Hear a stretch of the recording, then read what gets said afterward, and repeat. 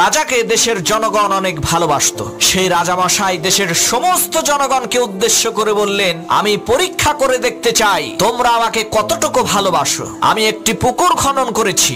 ওই পুকুরের মধ্যে তোমরা দেশের প্রত্যেকটা নাগরিক 1 গ্লাস করে দুধ এনে ঢালবে, আর আমি আগামীকালকে সেই দুধ ভর্তি পুকুরের মধ্যে গোসল করব। রাজার এই বক্তব্য শোনার পর এক লোক চিন্তা করলো, দেশের লক্ষ লক্ষ মানুষ প্রত্যেকেই তো সেই পুকুরের মধ্যে দুধ ঢালবে। আমি যদি রাতের অন্ধকারে লুকিয়ে দুধের জায়গায় 1 গ্লাস পানি ঢেলে দিয়ে আসি, তাহলে তো কেউ তা বুঝতে পারবে না। এই কথা চিন্তা করে সেই লোকটি মানুষের ভিড়ের সাথে গিয়ে সবার অগোচরে 1 গ্লাস পানি ঢেলে দিয়ে আসলো। এদিকে রাজামশাই সকালবেলা পুকুরের পাশে যেয়ে দেখেন সর্বনাশ, পুকুরের মধ্যে 1 গ্লাসও দুধ নেই, সমস্ত পুকুর পানি দিয়ে ভর্তি। এর মানে হলো দেশের সমস্ত জনগণই ভেবেছিল আমার আর দুধ নিয়ে যাওয়ার দরকার কি, অন্য লোকেরা তো দুধ ঢালবেই। প্রিয় ভাইরা, আমাদের চিন্তাধারাও ওই দেশের জনগণের মতো।